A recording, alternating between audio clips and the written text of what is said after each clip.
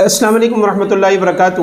ناظرین، جیسا کہ آپ کا علم میں ہے کہ شعبان کا مہینہ اس وقت چل رہا ہے، اور شعبان کے اعتبار سے ہم پہلے ایک ویڈیو اپنی بنا چکے ہیں جس میں ہم اس حوالے سے وضاحت کر چکے ہیں کہ نبی اکرم صلی اللہ علیہ وسلم شعبان کے مہینے میں کیا کیا اعمال کیا کرتے تھے۔ اب معاملہ یہ ہے کہ شعبان کا جب بھی مہینہ آتا ہے تو آپ کو پتہ ہے کہ شعبان کے مہینے میں 15 شعبان آتی ہے، اور اس حوالے سے ہر دفعہ ہی ایک معاملہ ہوتا ہے۔ کچھ لوگ ہمیں یہ کہتے ہوئے نظر آتے ہیں کہ 15 شعبان کو کچھ نہیں ہوا تھا، اور جو لوگ جو بھی کرتے ہیں وہ غلط کرتے ہیں۔ اس کے مقابلے میں ایک جماعت ایسی بھی نکلتی ہے جو 15 شعبان کو ہر طریقے سے ایڑی چوٹی کا زور لگا کے ثابت بھی کرتی ہے، اس کی مخصوص عبادات بھی ثابت کرتی ہے، پلس یہ کہ اگر کوئی ان کو دلیل سے بات کرے اور ان کو سمجھانے کی کوشش کرے اور ان کو بتلائے کہ ہمارے دین میں اس طریقے کی پستی نہیں ہے جس طریقے سے آپ لوگ ہر چیز کو ثابت کرتے ہو، تو وہ اس کے اوپر باقاعدہ طور پہ کفر کا فتویٰ، گمراہی کا فتویٰ، گستاخ رسول کا فتویٰ لگانے کے لیے ہر وقت تیار رہتے ہیں۔ تو اس میں درمیانی راہ کیا ہے؟ کیا 15 شعبان کی فضیلت بالکل ثابت نہیں ہے، یا 15 شعبان کی فضیلت ہر طریقے سے ثابت ہے اور اس کے اندر تمام کیے جانے والے اعمال بھی ہر طریقے سے ثابت ہے؟ اس میں درمیانی راہ کیا ہے؟ تو سب سے پہلے تو ہم قرآن مجید کی طرف چلتے ہیں کہ قرآن مجید ہمیں کیا رہنمائی کر رہا ہے۔ تو قرآن مجید ہمیں کہتا ہے کہ ہر چیز میں درمیانی راہ اختیار کرو۔ وَكَذَلِكَ جَعَلْنَاكُمْ أُمَّةً وَسَطًا، کیونکہ ہم نے تمہیں بنایا ہی درمیانی امت ہے۔ جب تمہیں ہم نے درمیانی امت بنایا ہے تو تمہیں چاہیے کہ ہر چیز میں اعتدال کی راہ دیکھو کہ اس میں غلط کیا ہے اور صحیح کیا ہے۔ اس کے مقابلے میں اللہ رب العزت نے قرآن مجید میں یہ بھی فرمایا، یا ایھا الذین آمنوا لا تغلوا فی دینکم غیر الحق، کہ تم لوگ اے ایمان والو اپنے دین میں غلو نہ کرو، زیادتی نہ کرو، بلا وجہ کی سختی نہ کرو، بغیر کسی وجہ کے۔ اور اسی طرح نبی اکرم صلی اللہ علیہ وسلم نے بھی ارشاد فرمایا کہ ایاکم والغلو، کہ تم بچو غلو کرنے سے، دین میں زیادتی کرنے سے، بلا وجہ کی سختی کرنے سے بچو۔ کیوں؟ کیونکہ تم سے پہلے کی امتیں اسی غلو کی وجہ سے ہلاک ہو گئیں۔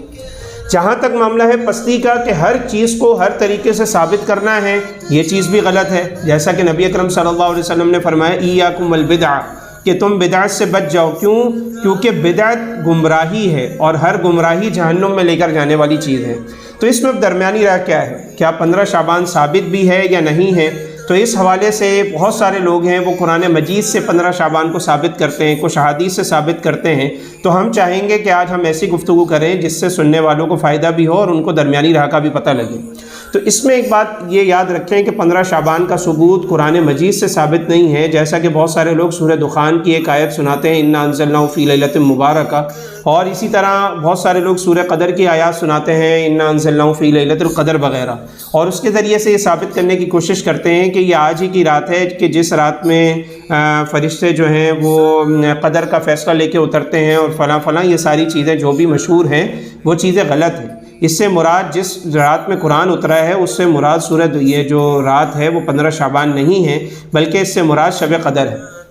لیکن روایات میں کیا آتا ہے، احادیث سے ہمیں کیا پتہ لگتا ہے؟ تو احادیث میں جو روایات صحابہ اکرام سے ہیں 15 شعبان کے اعتبار سے، وہ 10 صحابہ اکرام سے ثابت ہیں۔ اگرچہ اس کے اندر تھوڑا ضعف ہے اور وہ روایات تھوڑی کمزور ہیں، لیکن محدثین کا اصول ہے کہ جب متواتر روایات صحابہ سے ثابت ہوں اور ان میں اگرچہ کچھ ضعف بھی ہو، لیکن جب وہ ساری ایک جگہ جمع ہو جائیں تو وہ حسن درجے تک پہنچ جاتی ہیں، جو کہ قابل قبول ہوتی ہیں، اور امت اس کے حوالے سے بالکل کسی بھی کنفیوژن کا شکار نہ ہو۔ لہٰذا معلوم یہ ہوا کہ یہ جو باتیں ہیں کہ 15 شعبان کی بالکل ہی کوئی حقیقت نہیں ہے، یہ بات غلط ہے، اور بالکل اس کی حقیقت ہے، اور یہ صحابہ اکرام سے یہ بات ثابت ہے۔ اسی طریقے سے آپ جب ہم احادیث کا مطالعہ کرتے ہیں تو ہمیں پتہ لگتا ہے کہ مصنف عبد الرزاق ایک کتاب ہے حدیث کی، اس کے اندر حضرت عبداللہ ابن عمر رضی اللہ تعالیٰ عنہ سے یہ بات مروی ہے کہ حضرت عبداللہ ابن عمر رضی اللہ عنہ فرمایا کرتے تھے کہ وہ راتیں جس میں اللہ رب العزت دعا کی قبولیت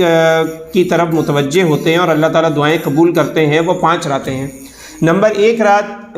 لیلۃ الجمعہ کی رات ہے۔ اسی طرح فرمایا کہ عیدین کی جو راتیں ہیں اس کو بھی فرمایا کہ جو ہے نا یہ بھی راتیں جو ہیں وہ اس حوالے سے جانی جاتی ہیں کہ عیدین کی راتوں میں، یعنی جو عید الفطر ہے اور عید الاضحیٰ ہے، عید الاضحیٰ ہے، اس کے اندر جو دعائیں ہیں وہ قبول ہوتی ہیں۔ اسی طریقے سے فرمایا جو رجب کے مہینے کی پہلی رات ہے اس رات بھی دعائیں قبول ہوتی ہیں۔ اسی طرح اس کے اندر 15 شعبان کا بھی قول کیا گیا ہے۔ اسی لیے سنن کبریٰ جو ہے اس کے اندر امام شافعی رحمہ اللہ کا ایز اٹ از یہی قول ملتا ہے کہ 5 راتیں جو ہیں اس کے اندر دعائیں قبول ہوتی ہیں۔ اس کے اندر راتوں کے اندر آپ دعائیں خوب مانگیں تاکہ آپ کی دعائیں قبول ہوں۔ تو اس کے اندر جیسا کہ ہم بتا چکے ہیں کہ صحابہ اکرام سے اس کی فضیلت ثابت ہے، لہذا ان راتوں کے اندر دعا خوب مانگیں، اہتمام کے ساتھ مانگیں۔ لیکن معاملہ یہاں جا کے بگڑتا ہے کہ جب ہم اس طرف آتے ہیں کہ اس رات کی کوئی مخصوص عبادت ہے، اس رات میں فلانی رکعت پڑھیں اور اس طریقے سے پڑھیں، پہلی رکعت میں یہ پڑھیں، دوسری میں یہ پڑھیں، تیسری میں یہ پڑھیں، چوتھی میں یہ پڑھیں، اس طریقے کی کوئی بھی بات قرآن حدیث سے ثابت نہیں ہے۔ لہٰذا اگر اس کام کو ضروری سمجھ کے کیا جا رہا ہے تو بالکل بچ جائیں، اور اس کے اندر بالکل بھی کسی بھی قسم کے ابہام کا شکار نہ رہیں کہ اگر ہم ایسی عبادت کریں گے تو ہمیں ثواب بھی ملے گا، فلانا ملے گا۔ ایسا نہ کریں، بلکہ عبادت کریں، اور جیسا کہ میں نے آپ کو روایات بتلا دیں کہ ان میں دعائیں مانگیں، جو بھی آپ عبادت کر سکیں، جو آپ کے ذہن میں آتا ہے وہ آپ عبادت کریں۔ اسی طریقے سے بہت سارے لوگوں کو ہم نے دیکھا کہ وہ مساجد سجا رہے ہیں اور کمکمے لگ رہے ہیں، چراغاں ہو رہا ہے اور صلاۃ التسبیح کو جو ہے بڑے اہتمام کے ساتھ پڑھا جا رہا ہے، تو ایسی چیزوں کی بھی اسلام میں اور ہماری شریعت میں کوئی ثبوت نہیں ہے۔ اسی طریقے سے بہت سارے لوگ اس رات کو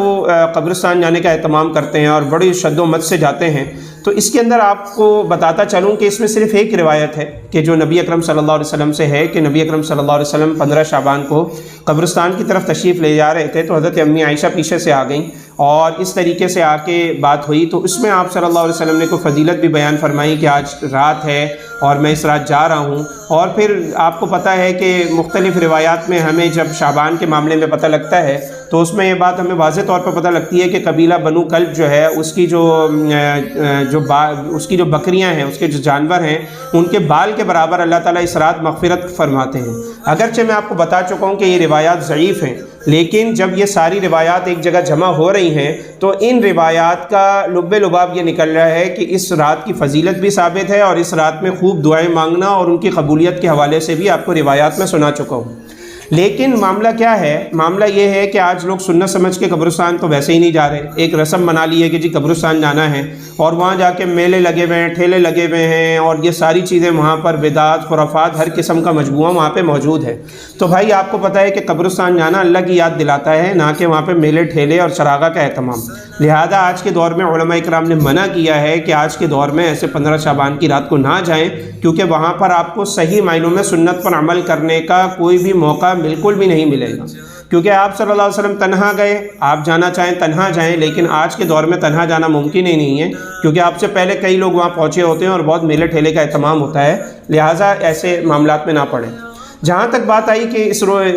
دن کے روزے رکھنے کا اہتمام کرنا چاہیے، تو سنن ابن ماجہ میں روایت اس حوالے سے موجود ہے کہ شعبان کی 15 کو روزہ رکھنا چاہیے، لیکن محدثین کے نزدیک یہ روایت جو ہے انتہائی کمزور درجے کی روایت ہے۔ تو اس حوالے سے بعض محدثین نے کہا بھائی اگر آپ رکھ بھی لیں تو آپ کو ثواب بھی ملے گا، لیکن بعض محدثین نے کہا کہ آپ یہ سمجھ کے کیوں رکھ رہے ہیں کہ 15 شعبان کا روزہ ہے؟ ایام 20 کے روزے 13، 14، 15 کو تو آپ صلی اللہ علیہ وسلم مسلسل ہر مہینے میں روزے رکھا کرتے تھے، لہٰذا آپ